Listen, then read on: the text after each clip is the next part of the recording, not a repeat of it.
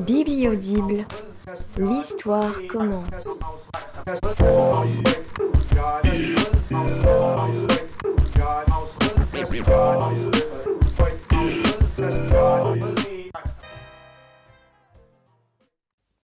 Printemps 1949. Springtime, happy time. Do it again. Le jeune homme ouvrit à la jeune fille.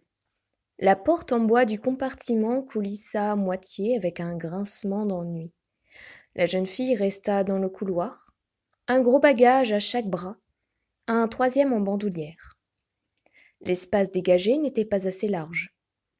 Le jeune homme força sur le panneau qui protesta et résista.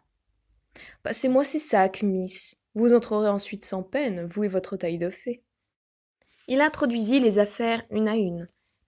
La jeune fille s'engagea à l'intérieur. Sa taille était menue, en effet, souplement ceinturée dans une veste en tweed d'un vert neuf. « On serait en droit d'attendre du confort et des portes qui fonctionnent dans un train comme le Broadway Limited », dit le jeune homme en gigotant drôlement des sourcils qu'il avait épais, même en deuxième classe. Ils étaient seuls dans le compartiment de 6 places. Elle nota qu'il rajustait d'un geste vif sa cravate et sa boutonnière. Il casa sans effort les gros sacs sur le porte-bagages. Elle s'installa sur la boquette en face, près de la porte laissée ouverte, plutôt entr'ouverte, vu qu'on ne pouvait rien en tirer. « Merci, dit-elle, tandis que le train s'ébranlait. C'est aimable à vous. » Jusqu'à la halte suivante, elle parut passionnément plongée dans le roman qu'elle avait tiré du sac à son épaule. Mais lorsque pour la 4e fois il surprit le regard qu'elle déviait promptement du sien entre 2 pages, et sachant qu'il faisait la même chose tandis qu'il croisait et décroisait ses grandes jambes, il finit par réagir en accordant avec les roues du train qui freinaient. C'est intéressant. Pour le coup, son regard le fixa droit. « Je vous demande pardon ? Votre livre. Il est bien. Charles Dickens. » Le ton eut un rien de tranchant. Elle dut en avoir conscience, car elle adoucit cette réponse en lui exhibant la couverture et le titre.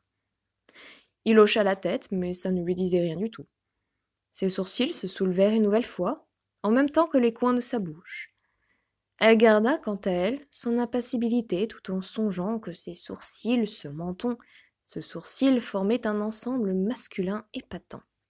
Il se pencha pour lui parler. À cet instant, la porte s'ouvrit. Et s'ouvrit en grand, soumise à l'autorité d'une force souveraine.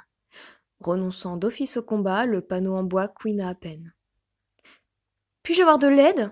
interrogea l'arrivante, porteuse d'un parapluie, de bouclettes grises, d'un petit sac ovale et d'un panier en paille qui disait « miaou ». Elle braqua des yeux noirs sur le jeune homme, qui bondit en s'excusant et s'empressa de la débarrasser, puis de ranger les affaires sur le filet. Elle conserva le panier avec elle. La force souveraine n'était pas flagrante physiquement, car la voyageuse était fluette, costumée, gantée et capuchonnée du gris des douairières de la Nouvelle-Angleterre, mais elle avait le geste et le merci impératif. Elle s'assit à 2 places de distance du jeune homme, après avoir inspecté la banquette et chassé des poussières qu'elle fut seule à percevoir. L'on comprenait que, face à elle, une porte rebelle préféra l'abdication. Le jeune homme se retrancha dans le mutisme, la jeune fille dans sa lecture. Dans le panier paillé, les miaous se tinrent quoi.